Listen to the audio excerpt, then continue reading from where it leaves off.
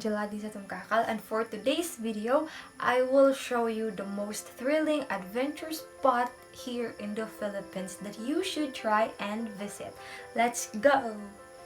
So first, let's have the Ilocos region, which is the first region. So the first tourist spot in Ilocos region is the Bangi Windmills.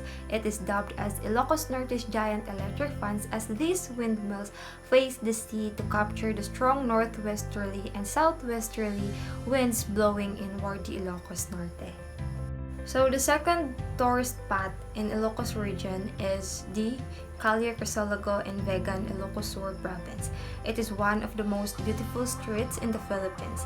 It boasts a dense concentration of centuries-old stone houses, lovely tungsten lamps, and antique cobblestone, where horse-drawn carriages or calesas still to this day are used for transport.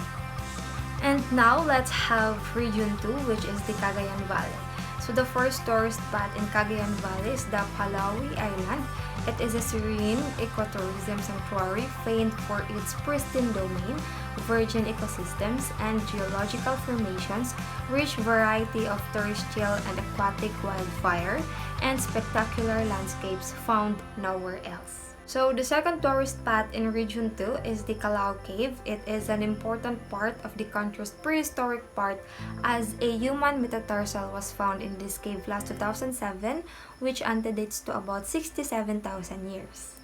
And now let's have Region 3, which is the Central Luzon. So the first tourist spot in Central Luzon is the Mount Pinatubo. So it provides a gorgeous backdrop for everyone who visits and wants to see its beauty. It may have destroyed a lot when it erupted, but that disaster led to the formation of the amazing lahar balls and much beautiful crater lake. So the second tourist spot in Central Luzon is the Corregidor Island. It is a national shrine commemorating the battle fought there by US and Filipino forces against overwhelming numbers of Japanese during World War II. And now let's have the Region 4A, Calabarzon. So the first tourist spot in Calabarzon is the Taal volcano. So Taal volcano, it is the smallest active volcano in the world. Its unexplained shape and location on an island within a lake within an island makes it a unique geologic wonder, enthralling thousands of tourists and geologists yearly. So the second tourist spot in Calabarzon is the Borawan Island Resort. It is the perfect island for destination for your beach cravings. This famous beach located in Padre Burgos, Quezon province coined its name from the two famous beaches in the Philippines, namely Boracay and Palawan. That's why it's Borawan, because of the resemblance in white sand and limestone rock formations. And now let's have the Mimaropa region. So the first tourist spot in Mimaropa region is the Big Lagoon in Palawan. So just like any other lagoons in Palawan, the Big Lagoon is dotted with dark limestone cliffs. The entrance to the lagoon has shallow water, but the emerald color of the water indicates the deeper areas. So the second tourist spot in Mimaropa region is the Puerto Princesa underground river. So this underground river is the longest navigable river with a unique karst environment, home for endangered and endemic flora and fauna, is a must-see destination for tourists. And now let's have Region 5, which is the Bicol region. So the first tourist spot in Bicol region is the Mayon volcano. So the Mount Mayon, it is one of the Philippines' most active volcanoes. It's as renowned for its beauty as it is feared for its destructiveness. Admired for its symmetry and classic cone shape, the volcano was named for a mythological fairy. So the second tourist spot in Bicol region is the Subic Beach. This popular camping Subic Beach is flocked by many tourists for a reason. Its picturesque scenery and secluded location make it the perfect hideaway destination. Unlike your typical white sand beaches, the sand in Anawangin or in the Subic Beach is the product of volcanic ash from the spewings of the mighty Mount Pinatubo. And now let's have Region 6, which is the Western Visayas. So the first tourist spot in Western Visayas is the ruins. So it is a mansion. It is a famous tourist destination in Bacolod or Negros.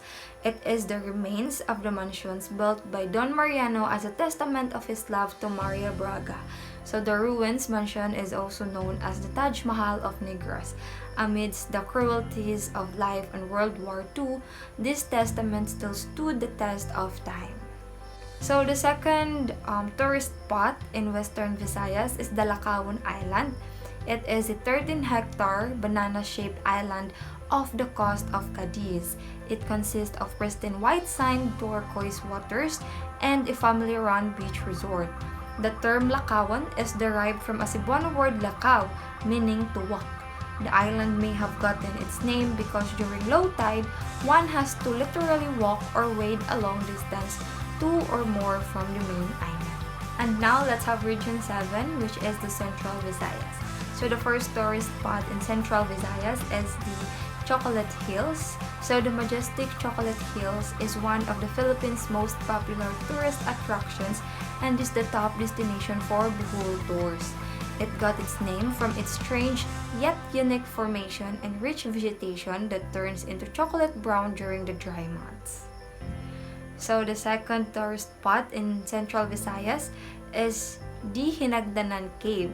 So the cave is lit by sunlight which filters through holes in the ceiling.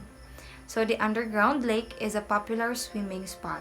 And now let's have Region 8, which is the Eastern Visayas. So the first tourist spot in Eastern Visayas is the Kalangaman Island. So the island of Kalangaman is famous for its crystal clear water, white powdery sand, and long sandbars stretching on both sides of the islands. So the beaches surrounding is really calm, safe, and truly relaxing. That's why it's suitable for family holidays or for a short weekend trip. So the second tourist spot in Eastern Visayas is the Canigao Island. Canigao Island, it is an elliptical islet no more than 480 meters across its longest side. So all of its sides are powdery white sand and its center is filled with coconut trees. So it is situated along Matalom Sea and is midway between mainland island province of Leyte and the northern coral reefs of Bohol. And now let's have Region 9, which is the Zamboanga Peninsula. So the first tourist spot in Zamboanga Peninsula is the Puting Balas Sandbar. So it is a white sand island that even locals are still not that familiar with. It's just a bare strip of sand in the middle of the sea that appears only low tide.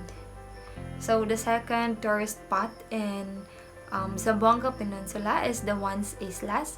So Once Islas is a new eco-cultural tourism attraction which opened to public last July 2018. It is comprised of 11 islands. So of these islands, 4 are open to the public and can be reached by registering at the office of Barangay Panubigan. And now let's have Region 10, which is the Northern Mindanao.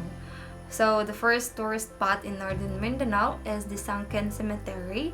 It is also known as the Old Volcano, and it is a popular sightseeing spot with history. Second tourist spot in Northern Mindanao is the Binangawan Falls. It is located in the middle of a dense forest in the highlands of Sagay Town. Binangawan is the least popular among the waterfalls in the island, mainly due to accessibility issues. However, more and more tourists have visited the site recently and accessibility has also improved. Now let's have Region 11, which is the Davao region. The first tourist spot in Davao region is the Philippine Eagle Center. So the Philippine Eagle Center is a natural captive breeding facility established to conserve the critically endangered Philippines eagle. So the second tourist spot in Davao region is the Samal Island. It is one of the top tourist spots for travelers visiting the capital city of Mindanao. So it's blessed with pristine beaches and incredible snorkeling and diving sites, aside from luxury to budget resorts that make for the ultimate tropical getaway. Now let's have Region 12, which is the Soc-Sargen. So the first tourist spot in Soc-Sargen is the Lake Cebu. It is one of the Philippines' most important watersheds and a major provider for irrigation to the provinces of Sultan Kudarat and South Cotabato. The spot in Soaksargen is the Mount Apo. So at 2,954 meters, Mount Apo is the highest mountain and volcano in the Philippines. So it's for its peak. It is one of the country's most popular hiking or climbing destinations. Now let's have Region 13, which is the Caraga. The first tourist spot in Caraga is the Venapor Blue Water Resort. So this resort is one of the most famous tourist destinations in the region, and it is only 3 hours and 30 minutes away from Cagayan de Oro City. So Venapor Blue Waters is beautifully situated in the coastal cliffs of Barangay Venapor, giving it a unique view of the ocean that helps its visitors enjoy and relax. The second tourist spot in Caraga is the Hinatuan Enchanted River. So this mystical site, marked by its shimmering, crystal clear blue waters surrounded by thick jungle vines and orchids, has therefore become one of the premier tourist destinations of the province. So other than its beauty, there are tales of mermaids, magical fairies, and spirits at the Hinatuan River as well. And now let's have the NCR, or the National Capital Region. So the first tourist spot in NCR is the Quiapo Church. So in December 11, 1987, His Holiness Pope John Paul II granted the recognition of Quiapo Church as the minor basilica of the Black Nazarene because of its role in strengthening a deep popular devotion to Jesus Christ and its cultural contribution to religiosity of the Filipino people. So the second tourist spot in NCR is the Intramuros. So Intramuros plays an important part to our country's history, and it is one of the popular destinations for a visitor to our hometown. It is the oldest district and is called the Walled City. Historically, it is the seat of the Spanish government when they colonized the Philippines. And now let's have the CAR, or the Cordillera Administrative Region. So the first tourist spot in the CAR is the Burnham Park. Aside from having cool weather year-round, what draws tourists to the summer capital of the Philippines are the beautiful and welcoming tourist attractions like Burnham Park. This century-old park is famous for the Burnham Park Lake that is man-made and the swan boats that people of all ages can enjoy. So the second tourist spot in the CAR is the Mount Pulag National Park. It is the third highest next to Mount Apo and Mount Dulang-Dulang. Mount Pulag is famous for its sea of clouds and its exceptional view of the Milky Way galaxy at dawn, which has attracted many tourists who wish to see the otherworldly scenery. And now let's have the last region, which is the BARMM, or the Bangsamoro Autonomous Region in Muslim Mindanao. So the first tourist spot in the BARM is the Masjid de Maukum. It is popularly known as the Pink Mosque. Masjid de Maukum is located in the Datu Saudi Ampatuan, Maguindanao. So the mosque, with its aesthetic appeal, has become one of Maguindanao province's most visited attractions. So pink here symbolizes peace. So the second tourist spot in the BARM is the Blue Lagoon of Maguindanao.